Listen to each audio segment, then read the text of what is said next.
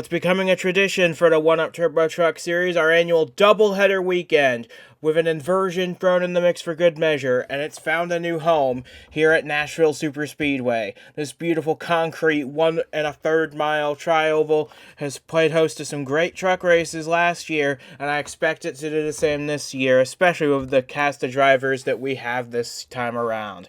And alongside me to bring you all the action for this weekend's pair of races is James Ellison for these two races. It's great to have you with us. We've got some great racing ahead of us, but there are two stories to keep our eye on for this whole weekend. One being the format, a completely unique format for this weekend, and secondly, the prowess of the Fingai Saitomi Motorsports trucks. They were fastest in practice, second and third on the grid today. I expect them to be a force to be reckoned with once we get underway.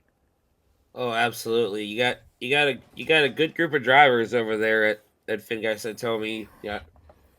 And they are definitely going to be ones to watch out for, but there's quite a few other players in here you can't count out. You got several of them mixed throughout the field, like see Henry Brown. He's not a regular, but he's definitely one to watch out for. And there's just so many different ones you got to look out for, and you can't count them out. Angu Zhao, you can't count him out either. Absolutely, he won last time out at Circuit of the Americas. We'll see if he can fight his way from 15th on the grid to another win, this time on an oval. As we can now bring you the starting lineup for today's 75-lap opening race. Francois Chastain gets pole position, his first of the season. And like we said, DJ Curtis, Brian Grigsby, the two FPM trucks line up second and third behind him. Brandon Smith, always a contender, lines up fourth. And Ludovic Charette, the Crossroads rookie, completes the top five. But one thing to keep in mind is that the finishing order for this race is going to set the lineup for the most part for the second race. Take every finisher on the lead lap in today's race and invert all of them for the start of the second race. So we don't know who's going to start on pole or what position you're going to have to finish in to get there. All that matters is you really don't want to finish a lap down in this race.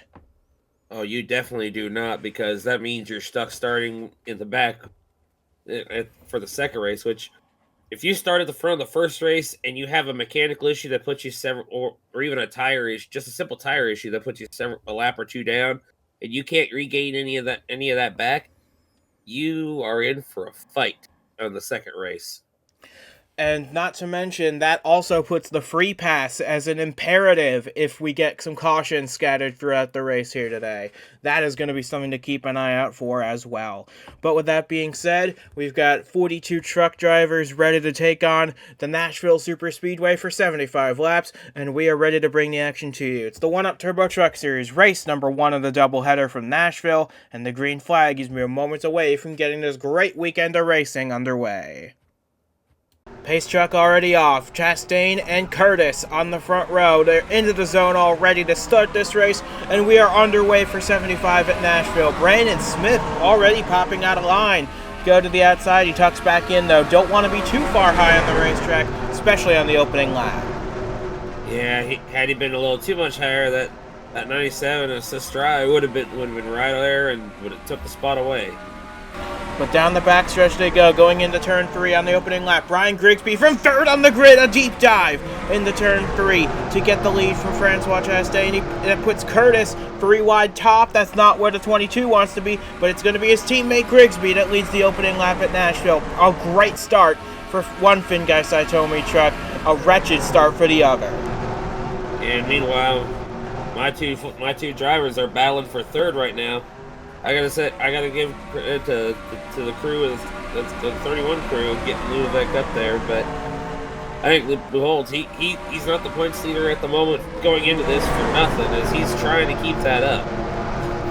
And he's going to give a shove to Francois Chastain, who's trying to take the lead back from Brian Grigsby, and he gets it on lap number 2. We've had 2 laps so far, 2 leaders, two lead changes.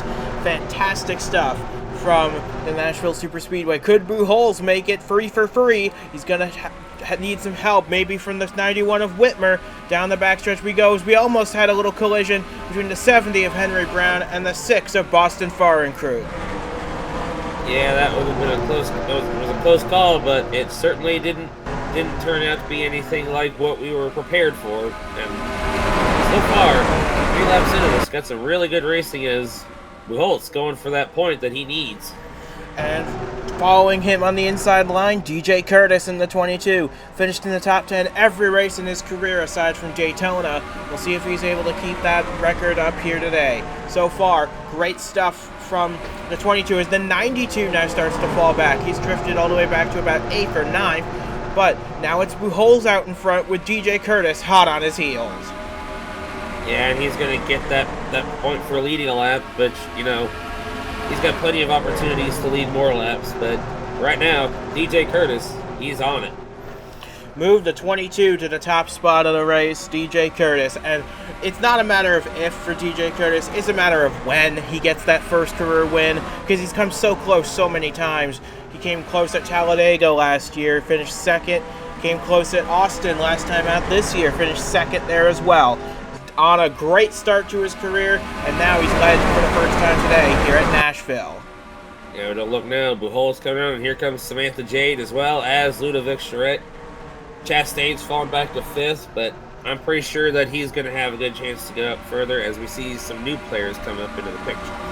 Yeah, this is a pleasant surprise to see in the top 10. This 27 truck for B2B Motorsports came into the season without a sponsor. They're rotating drivers throughout the season. This week they've got Johnny DiLorenzo in that truck. He's made every race this season with pretty poor results to show for it, but how about the run he's on today? He's making a move on pole sitter Chastain to move up into the top 5. That is a fantastic run for a driver who'd never seen this racetrack until they came in for practice. And don't look now, here comes Hank Lazal, although he's under attack from the 92, but he's come up into the top 10 after starting 15th. Yeah, we've got a lot of comers and goers in this race, and that is going to be a trend you're going to hear a lot throughout this race, and throughout this whole weekend, rather. As Curtis continues to lead, but Buholtz has a peak on the inside, nothing doing there. It looks like the top 3 starting to pull away a little bit from the side-by-side battle for 4th between Charette and DiLorenzo. Yeah, Buholtz is hounding Curtis right now. It's a little early on. He's keeping him honest, but he's not pushing the issue too hard. He knows if he does anything to mess up himself and DJ, then Jade back there is going to pounce on that opportunity and steal the lead away.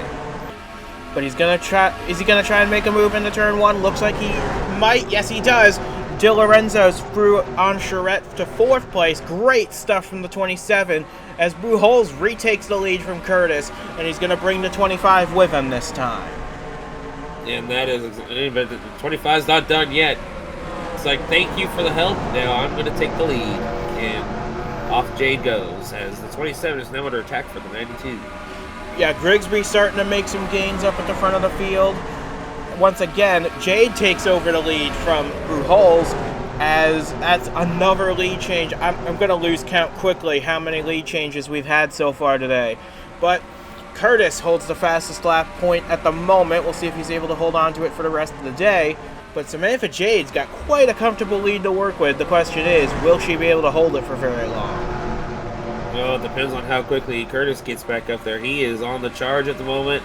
Meanwhile, Buholtz falling back into the clutches of Grigsby, who has gotten by DiLorenzo.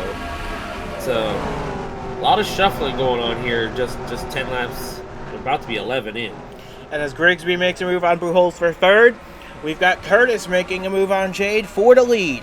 Down the back straightaway to complete lap number 11 here at Nashville Superspeedway. We've got another lead change, this time at the hands of DJ Curtis in the number 22. This has been a fantastic race so far for Fingai Saitomi Motorsports. They currently run 1st and 3rd as we complete 11 laps. And just very briefly there, right before, at least going through the last cycle for the start of lap 11, I saw the 00 Cameron Lessard in there briefly. He's making some moves. He may not be showing in the top 10 at the moment, but I would say if he's already fighting for a top 10 position, I'd say watch out for him.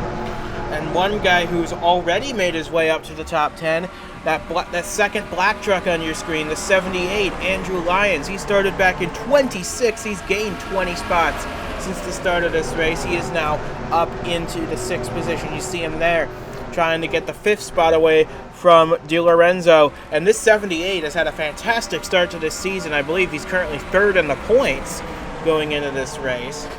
And that is a big deal for a driver who'd never raced a one-up machine until the start of the season at Daytona. That is very impressive indeed. And looking behind at the driver he passed for that position not long ago, Ludwig Surratt, he's been having a rough start. I know it feels like owner bias here, but he's been having a rough start to this season, and this is a good run. He needs this. He just needs to be able to close it out. But meanwhile, DiLorenzo, that 27, he is putting up quite the fight as he gets ready to go by Grigsby again, perhaps. And he's been a steady presence in the top 5 all day long, and that is a very positive sign from BTB Motorsports, especially after the run they had last time out in Austin with their other driver, Nate Champion.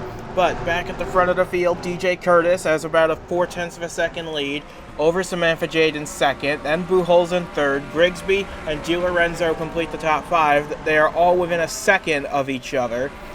And we're about halfway through this run.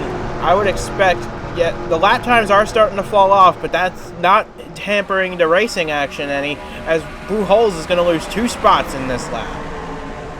Yeah, that's it's still early on. He has a chance here to rebound at some point, but losing spots early on isn't a big deal. It's when you lose them late, especially in a normal setting where you don't have a chance to start higher up in the second race from an invert like we do this weekend, that you really have to hope that you can rebound. But there's still hope.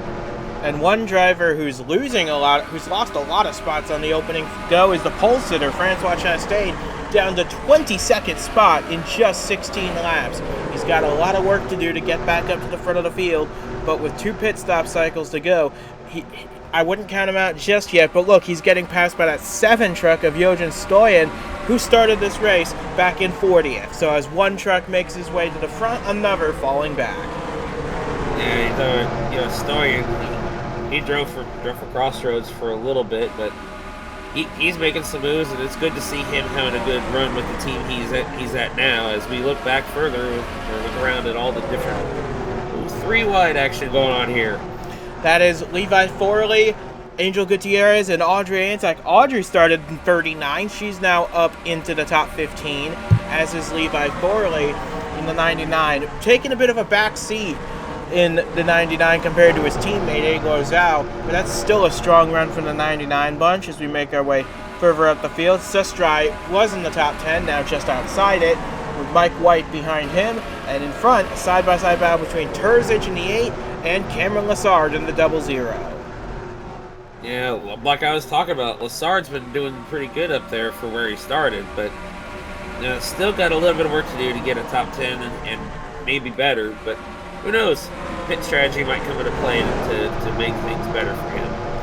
And could we see now a Fingai Saitomi 1-2 at the front, because Grigsby's gotten underneath the 25 of Samantha Jade? They were really close at the line, 2/100ths of a second separating the 92 and 25 at the stripe.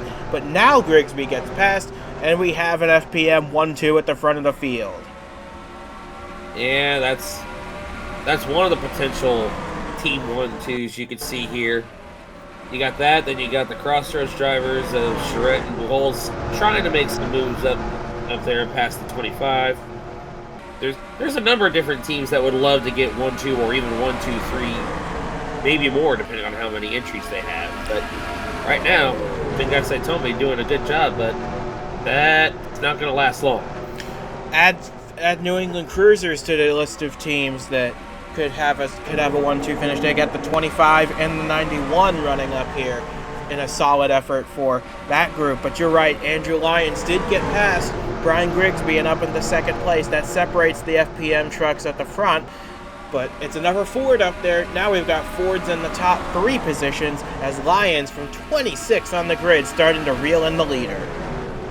Yeah, well, Ford 123 about to get attacked by a couple of Chevys there. Right now, my team doing the representing for the bow ties, but I know there's several others out there looking to do a good job today. But right now, as far as Chevy goes, it's all up to my team, and they're doing a really good job. And of course, I sound like a broken record when I say that, but it's true. We do have three other Chevrolets in the top 10. Jacob Miller in 8th, Di Lorenzo 9th, and Terzic completing the top 10. Actually, Di Lorenzo has slipped out of the top 10 to make room for another Chevy, this one being Cameron Lassard. But you're right, it's Crossroads Racing carrying the banner so far. They are 3rd and 4th on the racetrack right now, trying to reel in Andrew Lyons for the runners-up spot. But, oh, man, that was a deep dive from the 31 underneath his teammate. Let's see if it pays off. Doesn't look like it, but that shows a lot of potential out of that 31. I feel like Charette had a little bit of help there from Jade, but you're right. That 31 has the momentum today, and like I said, there's a lot on the line here for a lot of drivers, especially those who have never won before. And you can say that about DJ Curtis, our leader, and Andrew Lyons, and Ludovic Charette, and Samantha Jade. You can say that pretty much about almost the entire top 10, with the exception of Buchholz, who won at Daytona earlier this year, Grigsby in 9th, and Terzic in 8th spot. But other than them, everybody else in this top 10 searching for that first career win, and I would fully expect a lot of them to be contending for it as we cross the 1/3 mark in this race. Yeah, the thing to note right now with Charette moving up to 3rd, the top 3, you see rookie stripes on the backs of those trucks. They are fighting like they've been here a while. That's for sure. And here comes Andrew Lyons to the inside. He's been waiting for his opportunity to try and get the lead from DJ Curtis. So far, he's looked to the inside. He's going to try and get it into turn 1. It looks like he is going to get it with a push from the 31 of Charette. But Curtis trying to hang tough on the outside. We'll see if he's able to maintain down the back straightaway. They're still side by side going in the 3. And meanwhile, the 78's got my driver stacking up right behind him. And finally, a little bit of a push from both Buchholz and Charette, arrow push at least, gets him to the lead, and now Ludovic going to follow into 2nd. Andrew Lyons from 26th on the grid to the race lead. That is impressive, even at a place like Nashville where overtaking is very easy to accomplish. But there's still plenty of racing to go. We're not even halfway through this race yet, and we've got a lot of opportunities for a lot to happen as we dive it off into turn 3 with Lyons in the lead. Charette now 2nd. Buchholz trying to get by Curtis up in the 3rd. And there's Brandon Smith. We haven't talked about the 15 much today, but he's making a push back into the top 5. Yeah, you took the words out of my mouth. I was going to mention that he's sneaking right back up there, but no, can't count Smith out. He's got a lot going for him, and he's done a lot of good things in this series. You got that win a few years ago at Talladega, looking for his 2nd, and he is a teammate to Andrew Lyons in the 78, so maybe going to try and give him a helping hand at the front of the field. But now Charette takes a peek underneath Lyons for the lead. Doesn't look like it's going to happen off of 4, but that's still a great run, and we'll see if he can make something out of it going into 1 or 3 on the next lap. Yeah, if he wants to get that lead, he better hurry, because DJ Curtis is all over his teammate. And here he comes, down the inside. Let's see if he can make it work, because honestly, a point, that would definitely be a big thing for him. It wouldn't put him in championship contention just yet, but a point would make him and that whole 31 team happy. I know it would make me happy as a team owner to see them get this done, and it looks like he's going to get done as Curtis goes for 2nd with a little bit of help. A little bit of help from his teammate, Brian Grigsby. The 2 FPM trucks in lockstep on the bottom, trying to make their way back to the front of the field. These two work fantastically together as teammates. Now they're going to separate to try and gain an advantage, as it looks like Curtis is going to be the first one on the pit road to start the cycle off. And he's not going to be alone. I see a Chevy back there. I can't tell who that is. That is Terzic in the 8. All right, so you got Curtis and Terzic ducking in, and then you got Chastain, a few others mixed in there going for it. Time to see if the undercut pays off or not. Yeah, a lot of guys at the back of the field taking the opportunity to pit here. But Charette led at the line, but he's not going to have it for much longer because Grigsby takes the lead, but it looks like he too is going to come to pit road right here, and it looks like the majority of the field now going to come in on the next time round. Yeah, Grigsby took the lead from Charette just in time for everybody to pit, which, could play an advantage if the pit stop goes well. Yeah, it looks like everybody's coming in on this lap.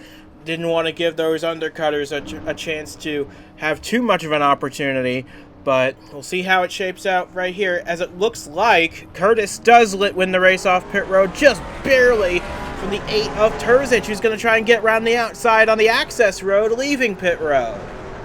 Yeah, once you get past that, you get past the exit line, there is no more speed limit. You're not going to get penalized. So that was a good move by Terzic there. And that should get him the net lead of the race, because Curtis was leading coming into the pit cycle. Now we'll see what happens as they exit the pits. This is going to be an interesting thing to keep our eye on, because Terzic crosses the line now. We'll see where Grigsby and Charette are. There they are, exiting the pits. We'll see as here comes Grigsby through the access road off of 2. We'll see. There's Terzic off of the corner. We'll see if he's able to use that momentum to get by the 92. So he's able to get by the 31, and yeah, here he's going to get by the 92. Not complete the pass as instantly as he would have liked. Actually, not even going to get to complete the pass, as 92 Grigsby is up to speed. Yeah, but that's still a big gain from Terzic, and he did lead that lap at the line. So that's a great run from Terzic to gain a net 7 spots from that pit stop. He was running just barely inside the top 10. Now he's fighting for the race lead here at Nashville Superspeedway. Grigsby side by side with him. This is a home race for him. This would be a great run for the 92 if he can get the victory lane at home. Oh, this would be huge. And having his teammate right behind him. We've mentioned the number of teams that are looking at a possible 1, 2, or more finish. Right now, that's Fingai Saitomi. Absolutely, as it looks like we have a few stragglers at the back. Clayton Sessom in the 88 for Fair & Co. Jig and Janeda for Crown Ultra. They had some slow stops on pit road. Sessom's already a lap down as a result of his pit stop.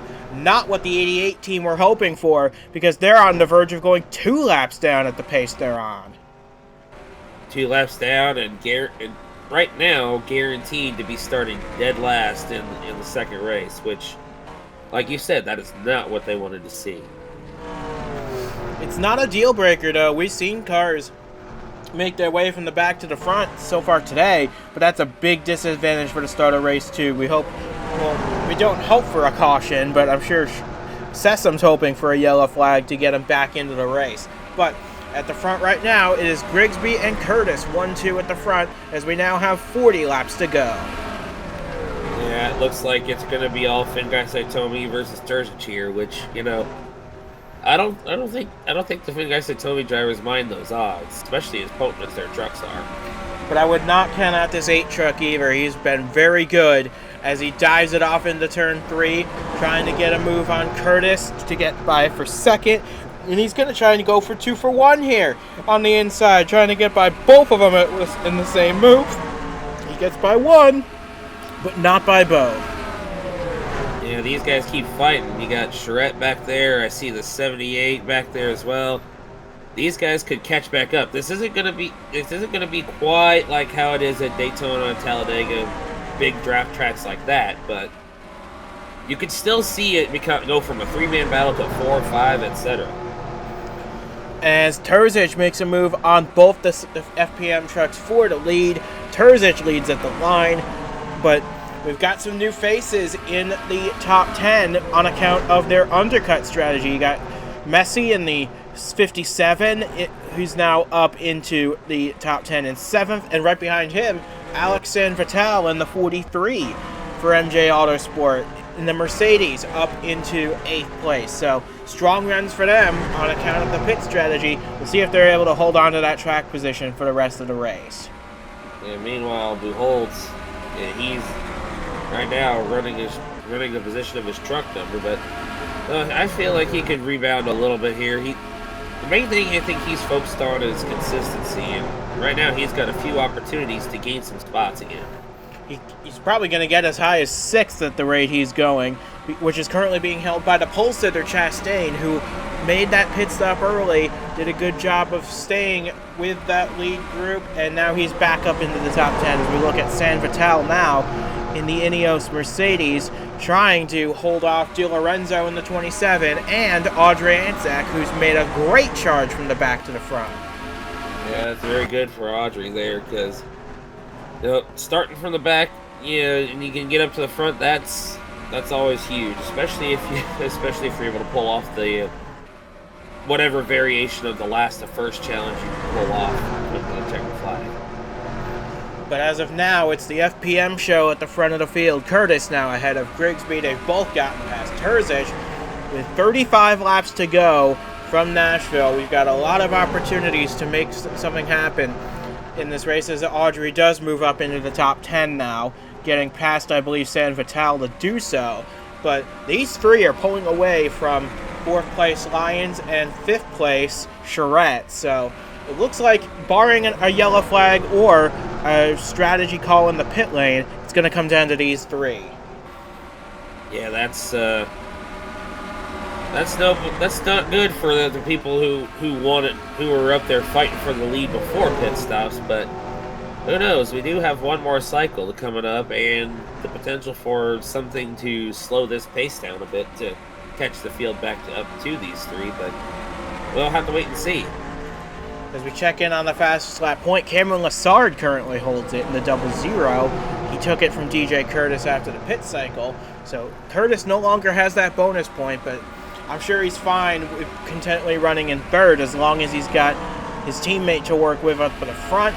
Actually, now that I look at it, Lions and Charette starting to gain a little bit of time on the top 3. They gained about 0.3 in the last few laps. We'll see if they're able to get fully to the front as Terzic now goes to the inside of Grigsby for the lead.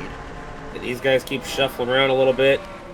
Meanwhile, the 4th and 5th place trucks are single file after getting that little bit of position shuffle done between the two of them. They're staying single file right now. These guys keep fighting. Especially as determined as the Finguy Satomi duo are to keep Terzic from winning. We could see a 5-man battle for this winter. Yeah, but they're going to have to deal with this lap truck of Janeda in the 46. So it's not a matter of if, it's a matter of when they're going to catch him, because they're running about half a second faster than him per lap, which is a shame for the 46 because he started very well in this race. He started 11th, but has fallen all the way back to 41st currently, not where the 46 wanted to be. But he's got to hope that he can stay on this lead lap, because as they run, at the moment, he would be on pole for race 2, but he cannot go a lap down to these leaders. Yeah, that is something you gotta hope for, is that you can get this job done and hang in there. That's all you gotta do, is hope you can hang on. But that's a tall order with 30 laps left in this race. Yeah, they're gaining on him quite a bit as Curtis and Grigsby move past Terzic to retake the top 2 spots. Curtis and Grigsby, they've done a fantastic job working together in this race. We hope they'll be able to pull off a 1-2 because they'll have earned it at that rate. But I wouldn't be opposed to seeing more trucks in the battle for the win, as it looks like Charette and Lions have properly caught up to this battle now. They're only about a second off at this point. We've got 5 trucks in a line going for the lead as they slowly close in on the 46. And Charette is closing in on the draft, sniffing the draft of the 8 there, 3rd. So perhaps the 3rd, 4th, and 5th now can do something, team up on these two up here, especially with the lap truck moving. Look at that, Curtis and Grigsby side by side for the lead, only about a 1/10 of a second apart, but Grigsby gets by for the lead at the moment. You can see that 46 is right up there waiting to be lapped. He's got to be begging for a caution flag to slow the field down and let him get caught back up, but I don't see it happening with how spread out the field is right now. And yeah, Junaid has fought as hard as he can, but I think the fight's about to run short. Yeah, he's probably screaming on the radio that he sees debris everywhere, and there isn't a lick of debris to be found. As right now, his hopes of starting race 2 on pole are going up in, well, figurative smoke. As the 2 FPM trucks lap past Janeda, that puts him, the second truck, a lap. Well, he's going to be a first truck a lap down. He's still begging for a caution at this point, because if he gets one now, he would be the free pass car, which would assist him in his bid to get a better starting position. It's just a matter of getting that caution, which we haven't had one in the first 50 laps of this race. Interesting note to make, but here comes Terzic now, back to the inside of Grigsby, as Charette and Lyon starting to fall off a little bit. And they got to fighting a little bit as they started to close in on the top 3, and well, Charette had to hold off an attack on his current position, and that slowed them down a bit, which now that they're single file now, and these guys have fought through the lap traffic, that could open the door again for the top 4th and 5th. They're probably going to have another lap vehicle to deal with, that being the 88 of Sessom, who would be about to go 2 laps down. But I don't think they're going to catch anyone else. So as they run right now, 40th place is now the 56 of Jesse Johns, making his first start of the season for Imperial Motorsports. They would be on pole position for race 2 if it holds steady as they run. And looking at the back there, you saw the 11 there, Rhodes Gray, filling in these races.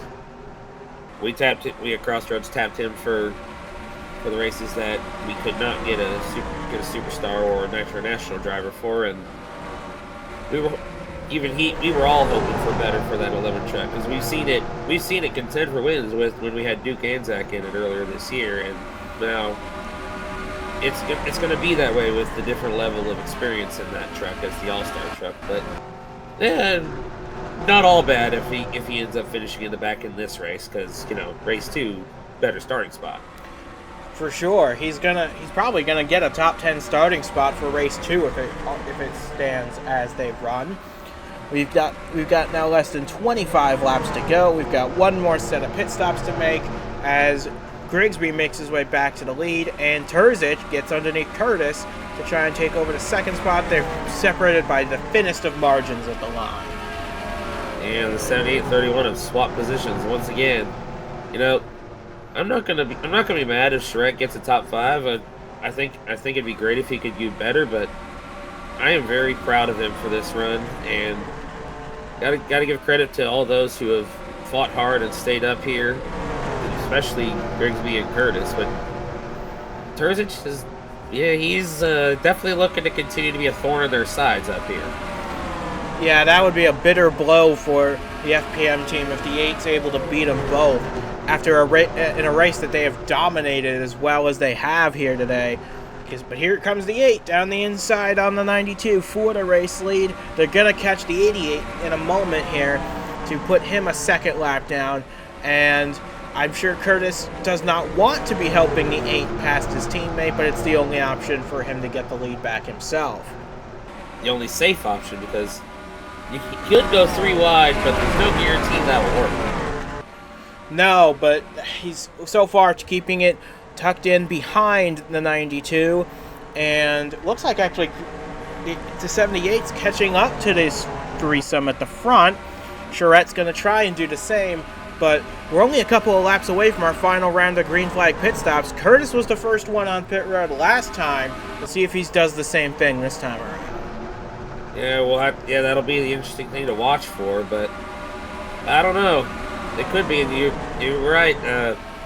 You're right. We got 73 there now, both less than a second from race leader Ryan Grigsby, who's about to have a bit of a lap traffic issue. Yeah, Brian Grigsby is on track right now to catch. Oh, we had a bit of a slide between Rhodes Gray, it looked like, and the 96 of Victor Reyes. in the 96. That could have been our first caution of the day, and that was what Janeda was hoping would be a caution, but they keep it together. That was a very close shave, as the 92 now gets the lead back, any laps past the 88 to put him 2 laps down. Yeah, you know, it's all your heart as a commentator. Your heart always skips a beat when you see a close call like that. It's even more so when you're also the owner of one of the vehicles involved in that close call. But, you know, they kept it all together, no caution, which, you know, Janeda was not happy to see them hold it together and not bring out the yellow, but, you know, things are going to work out in the end for somebody. And how about Andrew Lyons? He is now taking 3rd away from Terzic in the 8, so move the 78 into the battle for the win now as we approach 15 laps to go. This is going to be a very close battle between the FPM trucks, the 78, the 8. I'd throw the 31 in there for good measure, and who knows who else might join the battle after the pit stops. But we're coming down to 16 laps to go, and we've got the top 5 and a few lap trucks under a blanket. Yeah, and you got to look at 6th on back. They've been shuffling around quite a bit, and right now, the top 2 in points going into this race, you see there, Jacob DeHoltz and Angus out. They were swapping positions there a little bit, and once again, Curtis goes into the pits first. That's been his strategy all day, is be the first one in. We'll see if that gets him ahead of his teammate or not. Doesn't look like anybody's coming in with him. Oh, we got this 57 coming with him. So that's 2 trucks making early pit stops, but it looks like they're the only ones going to take the risk here. Yeah, Terzic didn't go with Curtis this time, which I'm curious as to what he's thinking on that strategy, but we're about to find out, as it looks like a lot of the others, if not the rest of the field, are starting to come down. Well, okay, Charette stays out, as does the 78. Yeah, they want a bonus. I don't think has Lyons led this race already? If not, he's going to get a bonus point for leading this lap, as we've got a handful of drivers actually staying on the racetrack trying to get a bonus point or 2 for leading this race. Lyons out in front right now. Now is when Curtis absolutely does not want a caution flag, because he is now a lap down, and if the caution were to come out now, that would absolutely destroy his hopes of a good spot for this race, as Charette stays on the racetrack another lap. I'm curious as to what my crews are thinking right now, because that's right there. Split strategy for the full-time drivers at Crossroads, because Beholt's coming in now, Charette's staying out. I think he's just trying to lead as many laps as he can until he's told to come in. I would expect him to come in within the next lap or so, because you can't make it that far on a tank of fuel. But we've had a spinner on track. It doesn't look like it's going to bring out a caution. We'll find out who that is in a moment, but no caution for that incident in 3 and 4. We're going to keep going as we're looking around to try and find the leaders. It's tough under a green flag pit cycle to find who's leading at any given moment, but here's Lyons exiting the pits. We'll see where he cycles out. Yeah, I saw Charette going into pit road there, so he decided that enough was enough. He's gone in, so I'm just kind of curious as to who brought out the smoke there. That's somebody's day gone awry. We're hearing reports it might be the 59 of Derek Hamill for Great Lakes Motorsports, because he's now a lap down in this race, which is going to wreck his bid for a good starting spot. But no caution for it. We stay under green flag conditions. And as of right now, there's Sessom exiting the pits to go back a few laps off the pace. These 3 look to be the ones fighting for the win now. There's Hamill exiting the pits now. He's a lap down again. It looks like it's going to be these 3 fighting for the win, because something happened to DJ Curtis on his early pit stop. There he is. He's right behind Charette. Yeah, that's unfortunate for Curtis, but I wouldn't completely count him out yet. 10 laps to go, and here he goes by Charette, who's just getting up to speed. If these two could, I know they don't want to really work together, but in order to be in contention for the win, they may have to. But now it's Andrew Lyons out in front of this field by a good margin. And there's Hamill. He actually did not lose a lap under the cycle, but he might lose one now to the 78 and 92, who are coming at him at a rate of knots.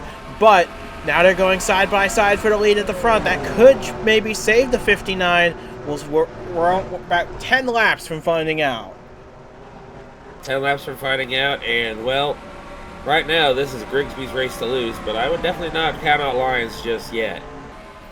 And I definitely wouldn't count out Terzic either, but he's a little ways back there. Got a little bit of work to do. Yeah, but DJ Curtis slicing his way through the field and trying to gain as much ground as he can on the front three. Let's see what the gap is at the line between them. He only gained a 10th on that lap, which is not going to be enough for him, but he's still on pace for a top 5 run, a double top 5 for FPM. Great day. But they're fighting for the win, and now with Brian Grigsby as their one hope for that win, they're coming up to lap the 59. We'll see how this works out. And meanwhile, don't look now, Cameron Lessard up there in 5th place now, just got by Charette and looking for more if he can get there. Yeah, Cameron Lessard's had a great day today. He started 23rd. He's now up into the top 5. I would consider that a success for the 00 team. But we're focused now on the battle for the win between the 92 and the 78. It looks like Terzic has fallen back a bit and is not going to be a factor. So, with that being said, and it doesn't look like we have any more lap traffic to deal with, so it looks like it's going to be whoever finishes 39th today is going to be on pole for the race tomorrow. But side by side of the line, it was only 6/100ths of a second separating the top 2. We'll see what happens next time across the line. There's Reyes, who's on track right now to be your pole sitter for tomorrow. And I saw the 11 there looking like a top 5 starting spot for Rhodes Gray in tomorrow's race, so not all bad for the 11 team today. Right now, main focus is the fact that Lyons has gotten back by Grigsby. Yeah, but they're not too far apart. They're only about a 10th and a half between them as we have 6 laps to go from the Nashville Superspeedway, and they are putting on a fantastic show. Andrew Lyons looking for his first career win. Brian Grigsby looking for what I believe will be his 4th career win, and I believe it would be his 2nd here at Nashville, which is a great. This has been a great place for Grigsby, and he's going to try and get the lead here. They're going to be side by side off of 4. This is going to be really close at the line. Grigsby gets it. Now we are officially 5 to go. We are getting to the point of no return. Caution comes out now. No matter what happens, the race could be over, but we've been caution-free so far, and the field stretched up pretty good, so I think it might just have to be something wild and crazy to cause the caution to come out now. But I wouldn't be surprised if it was these two that could bring out a caution the way they've been racing each other, but I hope that doesn't happen. These two have been great competitors all race long, and we now have 4 laps to go. One of them's going to get this win, just a matter of who's going to get there first. Yeah, that's the big mystery right now. You don't know, especially considering how hard they've been racing. Lyons has been really good today, so you got to really hope for his sake that he can pull it off, but also you got all those people out there rooting for Grigsby as well. And I'm sure Jeffrey Finguy is key among them. He's here today watching his two drivers battle it out for the win. As Curtis, well, he's a 1.2 back. He's gaining time. It's not going to be enough to get the win. Still a great day for the 22, but it's their 92 of Brian Grigsby battling for the win as we've got 2.5 laps to go to settle this race. 2.5 laps of non-stop action.